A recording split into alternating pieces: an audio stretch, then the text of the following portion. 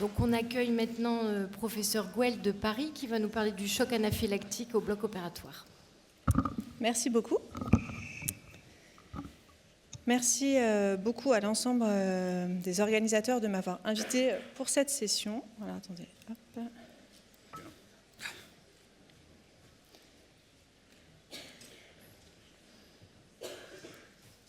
Voilà, ça va être plus facile comme ça. Merci beaucoup. Donc Aurélie Gouel, je suis anesthésiste réanimateur PIPH en anesthésie réanimation à l'hôpital Bichat à Paris. Et ma mission aujourd'hui, c'est de vous parler du choc anaphylactique. J'avais carte blanche pour aujourd'hui. Et du coup, j'ai pris le parti de vous expliquer un peu et de vous présenter un peu les choses qui ont changé sur la dernière RFE qui a été publiée en mars 2025. Et donc, c'est le mauvais PowerPoint, mais c'est pas grave, je vais quand même y arriver. Donc j'ai quelques conflits d'intérêts, non pas privés, mais intellectuels, puisque je suis membre du GERAP et de l'ISPAR, qui sont des groupes d'experts en allergo-anesthésie sur le plan national et sur le plan international. Et je suis membre de l'ASFAR et membre du comité scientifique, ce qui peut influer quand même quelques-unes de mes positions. Donc de quoi on va parler? On va parler des réactions d'hypersensibilité. Donc l'hypersensibilité, c'est quoi? C'est une réaction clinique qui va apparaître au bloc opératoire, qui n'est pas en relation avec les effets thérapeutiques attendus du médicament injecté. On va surtout parler de médicaments, puisqu'on ne va pas parler tellement d'allergie alimentaire, un tout petit peu, au bloc opératoire. Et en gros, chez l'adulte, c'est 1 pour 10 000 procédures anesthésiques. Donc dans cette salle, il y a probablement nombre d'entre vous qui ont déjà été confrontés à ce genre d'événements au bloc opératoire. Alors, les agents responsables en France sont en première ligne les curares. Dans 60% des cas, l'influence des curares est vraiment relativement constante dans les années qui se sont écoulées. Et les antibiotiques ont une part croissante. Elles sont dans la cohorte 2017-2018 du GERAP de, en gros, 25%. Il y a plein d'autres agents qui sont un tout petit peu responsables. Il ne faut pas oublier les produits de contraste iodé, non plus qui ont une augmentation croissante et qui sont de plus en plus importants, ce qui peut expliquer un nombre de manifestations dans les salles de radiologie interventionnelle. Donc, comme vous voyez, les antibiotiques augmentent, puisque dans la cohorte 2011-2012, on était à 20%, on est à 25% maintenant. Il faut garder ça en tête et j'y reviendrai après. Alors, ensuite, la question, c'est qui on va adresser en consultation d'allergologie. Je vais essayer de dérouler le fil en fonction de, globalement, comment on prend en charge les patients habituellement. La RFE a fait plein d'infographies jolies, pour ceux qui n'ont pas envie de lire le grand texte, qui devraient être didactiques, je l'espère. Donc en pratique, vous devez orienter en consultation d'allergologie tous les patients qui ont des antécédents de réaction d'hypersensibilité au bloc opératoire, des antécédents d'allergie au latex non exploré et les allergies à la viande. Donc, je ne sais pas si vous êtes familier avec les allergies à l'alpha-gal qui sont acquises via des piqûres de tiques. Donc, n'oubliez pas de vous regarder après toute balade en forêt. C'était rapporté initialement dans le nord des États-Unis et qui a des allergies croisées avec donc, la viande rouge. Et donc, ces patients-là sont formellement contre-indiqués à l'administration de gélatine. Et donc, ce n'est pas en fonction du résultat de la tryptase que vous devez envoyer vos patients en consultation d'allergologie. Je précise parce que je sais que certains centres le font. La RFE a fait une jolie checklist qui devrait vous aider également à envoyer les patients en consultation d'allergologie. En pratique, la question qui revient souvent, c'est « oui, mais mon patient a une allergie alimentaire, est-ce que oui ou non, il y a une allergie croisée avec les médicaments ?» La réponse est non. En tout cas, pour tout ce qui est œufs, soja, produits de contraste iodé, fruits de mer, ça, il n'y a pas de sujet dans la littérature. La réponse est non, il n'y a pas d'allergie croisée. Comme je vous ai dit, il y a quelque chose entre la viande rouge et les gélatines. Et puis, il y a les allergies au latex avec toutes les préventions qui sont connues de toutes les allergies croisées avec avocat, banane, kiwi, châtaigne, papaye et c'est la majorité des cas. Alors, l'autre chose, c'est que vous avez entendu parler ces dernières années, je pense, de l'étude ALFO. Donc, l'étude ALFO, c'est une étude qui a été conduite par l'équipe de Strasbourg, qui est partie de données épidémiologiques qui avaient montré dans les pays scandinaves que lorsque les patients étaient exposés au sirop contre la toux qui contient de la folcodine, en fait, ils avaient un risque augmenté d'allergie au curare et que dans quand on avait retiré ces sirops contre la toux, on avait diminué le risque, l'incidence des allergies au curare dans ces pays. Et donc l'étude ALFO s'est intéressée à ça et a montré que chez les patients qui ont été exposés dans l'année précédant leur choc anaphylactique, il y avait plus d'exposition à la folcodine. Et donc vous avez dans cette étude un odds ratio à 4 pour l'exposition à la folcodine dans l'année précédente, mais un odds ratio à 6 pour l'exposition, on appelle occupationnelle, c'est-à-dire tout ce qui est coloration capillaire, produits ménagers, énormément de produits qui contiennent des ammonium quaternaire, je vous montrerai la figure après. Donc c'est pour ça que la folcodine a été retirée du marché français et européen. Cela dit, même si nous, c'est un risque augmenté d'allergie au curare, c'est impossible en fait en consultation d'anesthésie de faire l'orientation, et donc la RFE a statué sur ça en disant qu'on peut informer le patient d'un risque augmenté de réaction d'hypersensibilité au curare, mais on ne doit pas changer notre protocole parce que le rapport bénéfice-risque n'est pas en faveur. Alors, chez la femme enceinte. Chez la femme enceinte, c'est un peu compliqué parce qu'il y a quelques équipes qui sont un peu... on est un peu plus vigilant chez la femme enceinte. Cela dit, il y a quand même un rapport bénéfice-risque qui est souvent en faveur de réaliser les explorations allergologiques, notamment pour les tests cutanés qui sont vraiment sûrs chez la femme enceinte. La question, c'est est-ce qu'il faut faire des tests de provocation aux antibiotiques, et j'y reviendrai après. Pour ce qui est de l'anesthésie locale, ça n'a pas changé par rapport à la RFE précédente, mais je le dis quand même. C'est-à-dire que les allergies aux anesthésiques locaux vrais sont en fait extrêmement rares. Vraiment, c'est rarissime. La vérité, c'est que ce qui arrive souvent, c'est que chez des patients qui sont chez le dentiste avec une effraction cutanée vasculaire, vous allez avoir une réabsorption et un passage intravasculaire d'anesthésie locale qui est majeur. Et finalement, les effets que vous allez observer, c'est les effets intravasculaires de l'anesthésique locale. Donc, on n'est pas du tout dans de l'allergie. Et donc, c'est pour ça que chez les femmes enceintes, il est recommandé, une fois que la patiente est à terme, de réaliser, en accord bien sûr avec l'équipe d'obstétrique, une injection sous-cutanée de la solution d'anesthésique locale en salle de naissance. Et si le test il n'y a pas de réaction au bout de 30 minutes, on peut éliminer l'allergie et faire sereinement son analgésie péridurale. Alors les antibiotiques, c'est un vrai sujet parce qu'il y a environ 10% de la population générale qui se déclare allergique aux antibiotiques, en tout cas à la pénicilline. Je ne ferai pas l'affront dans cette salle de gens experts de demander si tout le monde est allé voir son allergologue. Cela dit, c'est un problème parce que toutes les études épidémiologiques rapportent que chez ces patients qui se déclarent allergiques à la pénicilline, il y a un risque augmenté d'infection du site opératoire et qui est lié exclusivement, ou quasi exclusivement, à l'utilisation d'antibiotiques qui du coup sont beaucoup moins adaptés, et notamment la clindamycine.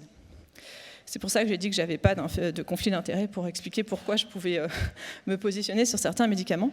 La clindamycine n'a vraiment pas du tout une efficacité suffisante et qui est responsable d'une partie en fait, de la survenue de ces infections du site opératoire.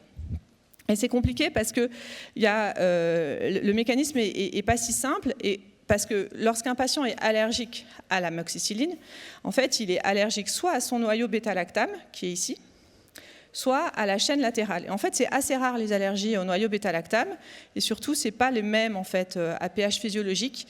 Il est fermé, enfin, il est plutôt ouvert chez les pénicillines, alors qu'il est fermé dans les céphalosporines. Du coup, les allergies croisées, elles sont plutôt médiées par les concordances envers les chaînes latérales. Et donc, savoir c'est quoi le pourcentage d'allergies croisées, ce n'est pas si évident que ça. Et donc, comme je vous disais, on a 10% de patients qui se déclarent allergiques à la pénicilline, mais en fait, il n'y en a que 5% qui le sont vraiment lorsqu'ils sont envoyés en consultation d'allergologie. Du coup, c'est quoi le rapport bénéfice-risque entre ne donner de la clindamycine ou de la vancomycine et exposer le patient à un risque d'infection du site opératoire augmenté, ou alors le risque d'allergie croisée qu'on a un peu du mal à évaluer, en tout cas que cliniquement, qui est impossible à évaluer comme ça, doigt mouillé. Ce qui est sûr, c'est qu'il n'y a pas de chaîne latérale commune entre les céphalosporines et les pénicillines. Donc ça, c'est, sur le plan chimique, c'est sûr. Sur les autres, il n'y a aucune chaîne latérale commune avec la céphazoline. Et il y en a une pour la céfoxytine et la pénicilline. Donc si votre patient rapporte une allergie à l'amoxicilline, il n'y a pas de doute, en tout cas, sur les chaînes communes. Et donc c'est pour ça que la RFE a dit que pour les patients qui avaient des éruptions cutanées isolées dans l'enfance, et après une prise de pénicilline, sans signe de gravité. C'est-à-dire qu'on parle toujours, dans ces cas-là, de patients ce n'est pas des patients qui ont fait des œdèmes de Quincke ou des manifestations très graves, type 3-4 de Ring-Mesmer. Dans ce cas-là, on peut autoriser de la céfazoline parce que le rapport bénéfice-risque entre risque d'infection du site opératoire versus risque réel d'allergie croisée est très faible. Et de même que, le premier point, c'est de dire que chez les patients qui ont des antécédents familiaux seuls, puisque les allergies médicamenteuses ne sont pas héréditaires, des patients qui ont déjà pris des médicaments, qui ont des troubles digestifs isolés ou des troubles non spécifiques, les céphalosporines sont complètement autorisées chez ces patients. Et ça, c'est vraiment très important, ce qui suppose donc d'interroger précisément les patients sur leurs antécédents allergaux. Et l'interrogatoire des antécédents allergiques en consultation anesthésique ne doit pas prendre 30 secondes. Il prend 30 secondes si votre patient dit non. Si votre patient dit oui, en fait, il faut demander la date, les médicaments, les symptômes, est-ce qu'il a consulté, est-ce qu'il a repris les médicaments derrière. C'est quelque chose qui doit être beaucoup plus approfondi. Alors là où il y a une petite subtilité, c'est qu'il y a une augmentation très importante ces dernières années des allergies à la céfazoline, qui ne sont pas liées à la prise d'amoxicilline, je tiens vraiment à le dire, mais qui sont liées au fait que la population a une exposition croissante à la céfazoline via l'antibioprophylaxie au bloc opératoire, mais pas que. On ne sait pas pourquoi. Il y a en gros 30% des patients qui ont des allergies à la céfazoline qui n'ont jamais été exposés. Or, la céfazoline n'est présente qu'au bloc opératoire en France et un petit peu en Chine, mais pas ailleurs dans le monde, donc c'est assez compliqué. En tout cas, j'entends en vente libre sur le marché. Donc, on ne sait pas très bien d'où ça vient. Toujours est-il qu'il y a une augmentation de ces allergies, mais ce n'est pas parce que votre patient a dit qu'il était allergique à l'amoxicilline et que vous lui avez fait de la céfazoline que vous avez fait une faute. Parce que si vous avez bien suivi la RFE. Alors, il se pourrait, mais on n'a qu'une seule étude qui le dit, qu'en fait, le risque d'allergie, lorsque votre patient dit qu'il est allergique à la céfazoline, qu'il soit allergique à l'amoxicilline, je ne sais pas si vous m'avez suivi dans toutes mes flèches et mes rapports bénéfices-risques, il soit de 4%, mais c'est vrai que c'est assez compliqué à évaluer, puisqu'encore une fois, tous les patients ne vont pas en consultation d'allergologie, et du coup, c'est des données qui sont assez difficiles à obtenir. Donc, on a fait une étude récemment, elle est finie il y a 1 an et demi, mais on n'a toujours pas complètement fini, qui s'appelle l'étude Profilal, qui visait à s'intéresser à quels patients pouvaient avoir des céphalosporines au bloc opératoire à partir du moment où il avait déclaré qu'il était allergique à la pénicilline. Donc on a fait un algorithme qui paraît un peu compliqué, mais en fait, il suffit de regarder les cases rouges. En gros, si votre patient dit qu'il a fait un choc grave, qu'il a fait une hypersensibilité retardée, ou alors qu'il a consulté pour son allergie, dans ces cas-là, vous ne faites pas de céphalosporine. Et donc, dans cette étude, c'était une étude en step wedge avant-après implémentation de l'algorithme. On devait inclure 288 patients, on en a inclus 275. Je vous passe ça pour aller directement aux critères de jugement principal. C'est des résultats préliminaires, la base de données n'est pas complètement figée. Donc même si on ne peut pas complètement conclure, on voit quand même que dans le bras contrôle, on avait 15% d'administration de céphalosporine versus 54% dans le groupe intervention. Donc on peut probablement considérer qu'on a en tout cas modifié les pratiques sans augmenter le risque d'allergie, puisque les seules réactions allergiques qui ont été obtenues ont été dans le groupe contrôle suite à des administrations trop rapides de vancomycine. Alors, pour les curares. Donc les curares, comme je vous disais, ont cette particularité d'avoir des groupements ammonium quaternaire qui sont ceux dont je parlais pour les colorations capillaires, les produits ménagers, et on pense que les patients deviennent allergiques aux curares via cette exposition à des groupements ammonium quaternaire. Alors on ne sait pas bien pourquoi, ça reste un peu un mystère, sur pourquoi est-ce qu'un patient va être allergique à un seul curare sur plusieurs curares et pourquoi ces profils d'anticorps vont être différents. On n'a pas encore d'explication, on fait des recherches dessus actuellement, mais on n'a pas d'explication. Ce qui est sûr, c'est que par exemple, dans des intraclasses, donc par exemple atracurium, cis-atracurium, vous allez encore en gros avoir 50% de réactions croisées. Donc si vous avez un patient qui arrive et qui vous dit « moi j'ai fait une réaction à l'atracurium » et que vous n'avez pas le temps de le renvoyer en consultation d'allergologie, ne lui faites pas du cis-atracurium. Si vous devez absolument le curariser, faites-le plutôt du rocuronium. Vous l'informez du risque allergique parce que vous ne pouvez pas savoir la réaction croisée chez ce patient. Mais en tout cas, si vous ne savez pas, surtout, il faut mieux changer de classe parce que vous avez plus de réactions croisées intraclasse. Alors, le risque allergique, il est lequel en fonction des curares? Jusqu'en 2011-2012, L'atracurium et le cisatracurium, et ça reste toujours vrai d'ailleurs maintenant, sont les agents les moins pourvoyeurs de réactions dans les études épidémiologiques, le cisatracurium étant encore en dessous. Et donc en gros, les études sont, quand on fait les tableaux, on met l'atracurium au risque 1. Et jusqu'en 2011-2012, le risque du succinétonium et du rocuronium était à 11-12, en gros, à côté versus l'atracurium à 1. Dans la cohorte 2017-2018, on est un peu plus bas, on n'a pas d'explication épidémiologique sur ça, on est plutôt à 5,6 et 7,1. Toujours est-il que le risque succinétonium et rocuronium est, on va dire, globalement équivalent et nettement supérieur à celui de l'atracurium et encore plus du cisatracurium. Donc si vous hésitez entre deux curares et que vous voulez privilégier le risque de diminuer le risque allergologique, il vaut mieux faire atracurium, cisatracurium versus du rocuronium. Les allergies au Sugammadex, ça existe, il n'y en a pas beaucoup en France, mais il faut savoir que de même qu'on a des augmentations des allergies à la céphazoline à force d'avoir fait énormément de céphazoline, et c'est normal, c'est la vie de l'allergologie, le Sugammadex, qui est extrêmement utilisé au Japon depuis de nombreuses années, est extrêmement responsable au Japon de réactions allergiques. Et donc, il n'est pas impossible qu'à force d'utiliser du Sugammadex largamanu, on en ait beaucoup plus dans les années à venir. Ça restera l'intérêt des études épidémiologiques. En tout cas, il faut garder en tête que ça existe vraiment. Alors, les objectifs de la prise en charge, on n'a pas d'études randomisées, contrôlées en double aveugle chez l'homme dans le choc anaphylactique. Ça n'a pas changé, je pense que ça ne changera pas.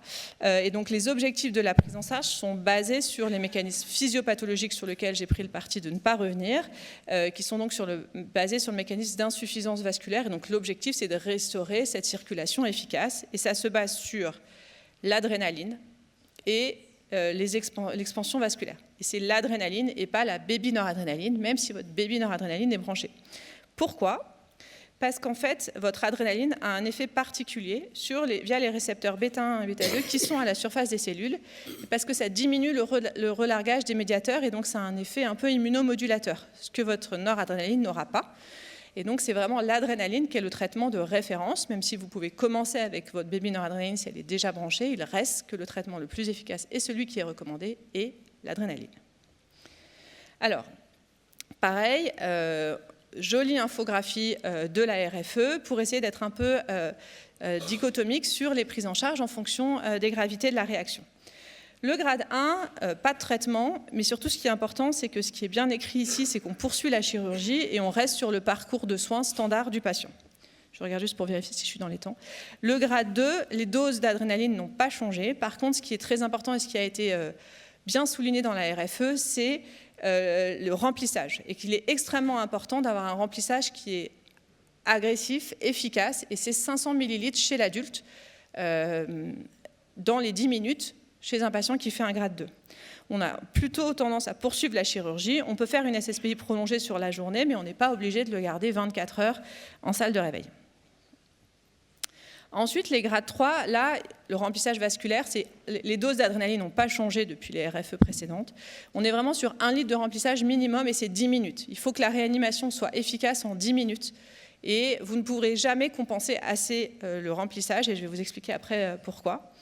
Et par contre, il y a eu une grande discussion sur dire qu'il ne faut pas forcément interrompre la chirurgie. On a vu tout à l'heure dans l'hyperthermie maligne, dans une des présentations, que la chirurgie a été continuée, c'était une péritonite appendiculaire.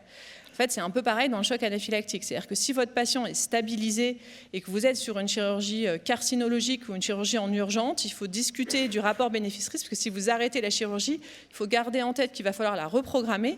Et dans la chirurgie carcinologique, par exemple, vous pouvez avoir un vrai enjeu si vous décalez de 6 semaines la chirurgie. Si votre patient est stable, il y a peut-être un bénéfice à continuer la chirurgie, et donc il faut rester pragmatique et ne pas arrêter systématiquement les chirurgies lorsque l'état du patient est stabilisé en tout cas. Pas de changement sur les grades 4.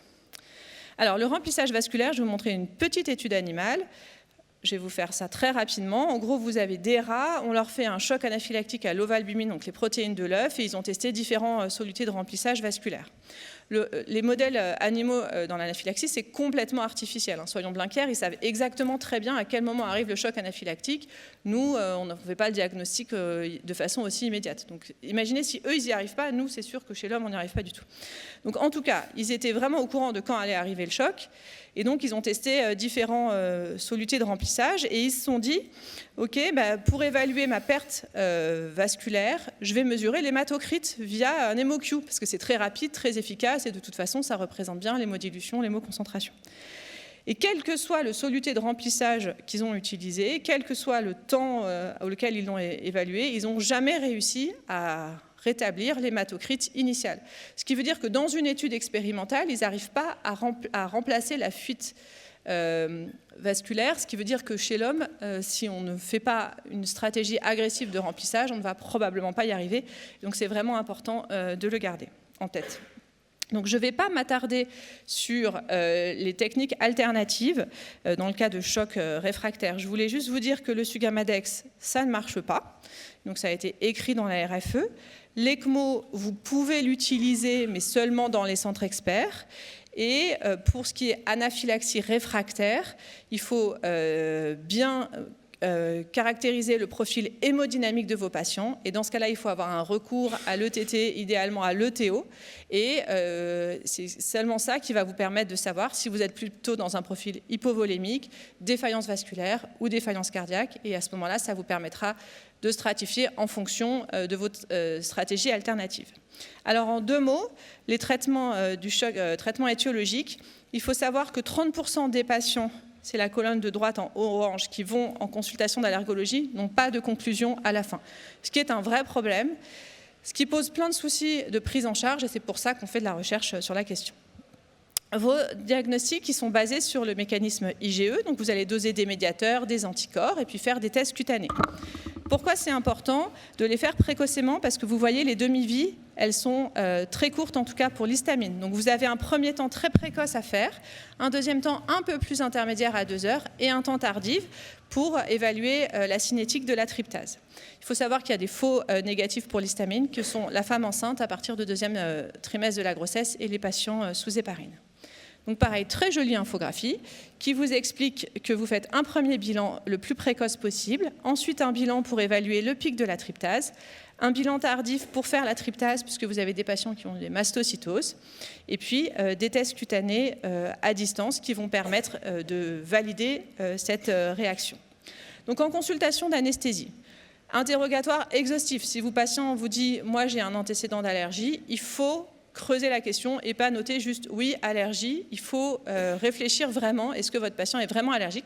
Et s'il n'est pas vraiment allergique, je vous enclin à l'écrire, c'est-à-dire écrire, le patient dit qu'il est allergique à l'amoxicilline, mais en fait, c'est sa mère qui était allergique, et donc il n'est pas vraiment allergique. Parce que la vérité, c'est que les patients, ils croient vraiment beaucoup à leur étiquette d'allergie à l'amoxicilline notamment. Et donc, écrivez-le noir sur blanc parce que quelqu'un qui sera peut-être moins formé que vous va l'écrire, va effacer ce que vous avez écrit. Et du coup, tout votre bénéfice de votre connaissance aura été perdu.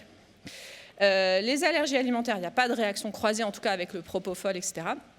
Si vous ne savez pas et qu'il faut faire attention au latex, à la chlorhexidine et aux gélatines, comme je vous l'ai dit avec l'alpha-gal, connaître son centre de référence et avoir un circuit d'allergo-anesthésie qui est dédié, c'est extrêmement important. Pour les curares, il faut privilégier l'atracurium et le cisatracurium. Les antibiotiques, je vous dis, le risque d'allergie réelle, il est très faible et donc il va falloir valider tous ces algorithmes pour essayer de guider et d'optimiser la prescription de céphalosporine.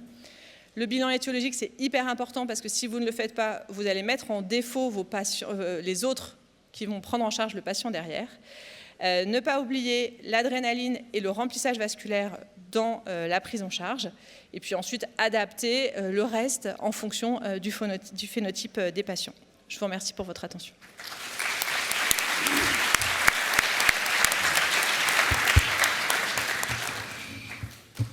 Merci beaucoup Aurélie.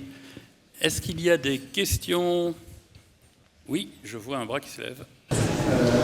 Est-ce que, à l'instar du test consulté de la licaïne chez la parturience, il y a déjà ça fait un test consulté de la céphazolite chez les patients avec allergie de Alors, en fait, c'est très compliqué de faire des tests cutanés. C'est-à-dire que ça paraît très simple comme ça, sur le papier, surtout nous on manipule des aiguilles tout le temps, mais ça nécessite une vraie expertise. Et donc faire un test cutané une fois de temps en temps, comme ça, c'est pas recommandé. Donc il y a des stratégies qui ont été mises en place, mais dans ce cas-là, par exemple en consultation d'anesthésie par des gens qui ont été formés par des équipes d'allergologie, donc ça se fait, mais le faire tout seul au bloc opératoire alors qu'on n'en a pas l'expertise, c'est vraiment pas recommandé. Il y a notamment pour les cures rares, donc c'est l'EAACI qui est le groupement, la Société européenne d'allergie clinique et d'immunologie, qui a sorti des recommandations qui expliquent comment faire les tests cutanés, et notamment avec des concentrations irritantes. Parce qu'en fonction des médicaments, les concentrations sont plus ou moins irritantes, et donc on peut avoir beaucoup de faux positifs. Donc en tout cas, ça c'est bien écrit, il y a un papier de l'EAACI, c'est Garvé 2019, je peux vous l'envoyer si vous voulez. En tout cas, c'est pas recommandé de faire ça dans son coin sans formation, parce que ça nécessite vraiment une expertise. Et à titre d'exemple, on travaillait dans un protocole avec un centre, qui est pourtant un centre extrêmement bon, compétent, etc. Et en fait, quand on a repris les données du protocole, on a remarqué que tous leurs tests cutanés à l'atracurium étaient positifs. Ce qui était assez étrange. Et en fait, c'était probablement lié à une façon dont l'infirmière à ce moment-là avait changé et faisait le test cutané, qui du coup, en fait, était positif. Et dans ce cas-là, il est ininterprétable. Donc c'est pas si simple. Même si nous, on a cette habitude de se dire, je manipule des aiguilles, je vais y arriver. En fait, c'est pas si facile que ça. Oui. On a une différence entre les recommandations de la SFMU et les recommandations de la SFAR. Alors, sur quel niveau? Déjà, bien que les critères d'évaluation, vous restez sur Mesmer et eux, ils sont passés à Samson. Alors, on est resté sur Mesmer à la SFAR parce que les autres algorithmes diagnostiques sont en fait extrêmement complexes. C'est-à-dire que les utiliser au bloc opératoire, c'est impossible.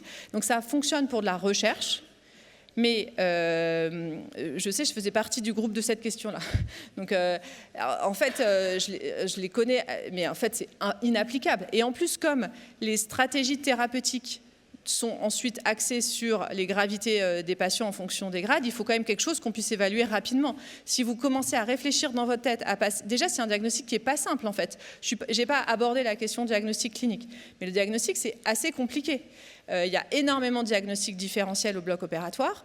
Donc à partir du moment où vous avez évoqué l'hypothèse, et si en plus vous passez au moins quelques minutes à sortir la feuille, parce que moi je ne le connais pas par cœur, hein, tous les autres algorithmes qui ont été publiés, Rose, Samson, etc., je ne les connais pas par cœur, c'est extrêmement compliqué ensuite de décliner sa prise en charge thérapeutique. Là où le Ring and Mesmer, il reste aussi assez pragmatique et qu'il est très facile à décliner. Donc les allergologues l'utilisent, tous les autres algorithmes, dans les papiers de recherche, etc. Et quand on fait des protocoles de recherche, on va faire en sorte de recueillir des données qui vont permettre d'appliquer ces autres algorithmes, mais honnêtement, dans la pratique clinique, c'est assez difficilement transposable.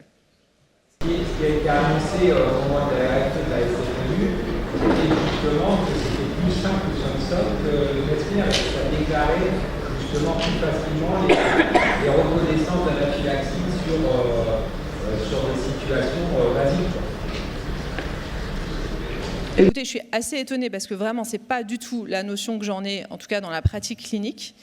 Je pourrais regarder, mais vraiment pour avoir discuté du sujet avec des allergologues, et dans le sujet de la RFE, on a des allergologues, des anesthésistes, des immunos, des gens qui ont une expertise quand même assez fréquente de l'intubation, peut-être plus que ceux de la SFMU, si je puis me permettre, en tout cas dans le contexte périopératoire. Et dans le contexte périopératoire, c'est le Ring and Mesmer qui était plus important. Peut-être que l'autre s'applique plus dans des situations qui sont non périopératoires, avec, je ne sais pas, de l'hyménoptère, des allergies alimentaires où les cinétiques ne sont pas les mêmes.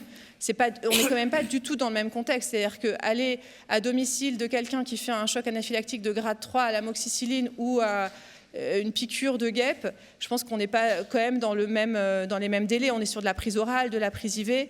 Peut-être que les situations sont différentes. Moi, je n'ai pas analysé dans ces situations-là, qui ne sont pas du périopératoire, pas du médicament injecté, la pertinence de l'un versus l'autre. Ça, je n'ai pas l'expertise. Ce que je peux vous dire, c'est que sur le bloc opératoire, c'est le ring and mesmer qui est vraiment le plus pertinent. Peut-être parce que, je vous dis, c'est des médicaments par voie injectable. Oui. Vous avez cité le Sugammadex dans les thérapeutiques par rapport aux allergies au uranium. Peut-être que c'est une mauvaise intuition, mais on se dit que ça faire un choc en uranium en mettant l'antagoniste, on réduit la quantité de cura encore circulant et qui pourrait aggraver cette choc anaphylactique. Ça a du sens ou c'est une mauvaise intuition? Alors, donc, quand on reprend le fil, on endort un patient, on lui injecte du rocuronium. Le patient est allergique, donc il a déjà des anticorps qui sont déjà fixés sur les cellules. Ce qu'il faut voir, c'est que nous, on réfléchit en grammes, mais en fait, quand vous réfléchissez en molaires, quand on rappelait vos souvenirs de chimie, en fait, vous injectez une quantité de molaires et de moles de rocuronium qui est absolument délirante. Donc, vous injectez des milliers de molaires là, de rocuronium dans votre patient. Vous avez un anticorps de très haute affinité qui est déjà présent sur les cellules, donc votre anticorps, en fait, il est présent en telle quantité qu'effectivement, il va se fixer sur ses récepteurs, mais il va aussi aller se fixer à la jonction neuromusculaire, mais il va aller se fixer rapidement sur les anticorps présents sur les mastocytes. Donc, en fait, votre rocuronium, il a déjà activé, il est arrivé là, bam, il a déjà activé tous les mastocytes avec tous ces anticorps spécifiques. Les cellules sont activées, elles ont libéré tous leurs médiateurs, elles ont déjà activé tous leurs processus internes. Donc elles ont libéré l'histamine, la tryptase qui étaient préformées, elles sont déjà en train de générer les prostaglandines, les leucotriènes, etc., qui dans quelques minutes vont être libérées, elles sont prêtes à être libérées. Donc là, à ce moment-là, vous voyez seulement la fréquence cardiaque qui augmente, la pression artérielle, mais tout le mécanisme intracellulaire, il est déjà en cours. Et là, vous vous dites, attention, il a un choc anaphylactique, je vais remplir, je vais lui mettre de l'adrénaline, etc. Ça ne marche pas bien, il vous faut quand même quelques minutes, parce que aussi compétent que vous soyez, il vous faut quelques minutes. Et sauf que la cascade, elle est déjà déclenchée. C'est-à-dire que là, les prostaglandines, les leucotriènes, le PAF, tous ces médiateurs sont déjà lancés.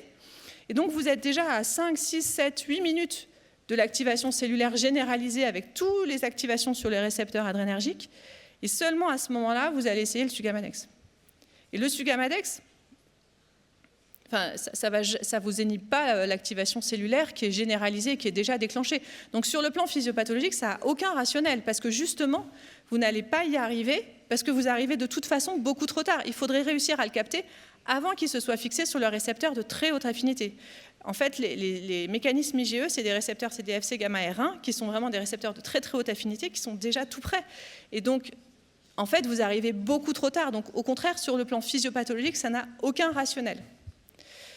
Et enfin, on connaît tous la propension du milieu médical à publier largue à manu, de façon plus ou moins qualitaire. C'est complètement digression, j'aurais pas dû, je m'excuse. Et donc, si vous voulez, si ça avait vraiment marché, on serait inondé de papiers dans la littérature. Or, à ma connaissance, il y en a quelques-uns, mais il n'y en a pas beaucoup. Et finalement, ils arrivent, peut-être que le patient, ils ont injecté du Sugammadex à un moment où en fait leur réanimation était vraiment efficace et finalement ça a marché. Par ailleurs, j'ai une autre explication. C'est le professeur Marc Garnier qui a fait une étude. Alors il l'a toujours pas publié, donc tous les 2 mois, ou non, pas vrai, tous les 6 mois, je lui demande quand est-ce qu'il la publie, mais il a fait une étude où ils ont comparé en fait une cohorte. Alors bien sûr, c'est pas du randomisé. Il y avait 30 patients qui avaient reçu du Sugammadex, 30 patients qui n'en avaient pas reçu. Il n'y a aucune différence entre les deux. Donc on a quand même quelques arguments, premièrement physiopathologiques, deuxièmement sur le comportement humain médical, troisièmement sur cette donnée scientifique, même si elle n'est pas parfaite dans ce contexte, qui ont plutôt tendance à dire que non, le Sugammadex, ça ne marche pas. L'autre chose, mais pareil, je ne devrais pas le dire, c'est que la plupart des gens qui disent que ça marche, en fait, ils ont des liens d'intérêt avec le Sugammadex. Allez, on va s'arrêter là, non, je ne peux pas entendre ça. Là, c'est trop. Je crois qu'après, il faut qu'on arrête aussi. Il n'y avait peut-être pas de questions de façon immédiate suivante, mais c'est pareil. Aurélie est là si vous voulez lui poser d'autres questions, mais on doit avancer. Merci beaucoup Aurélie. Merci.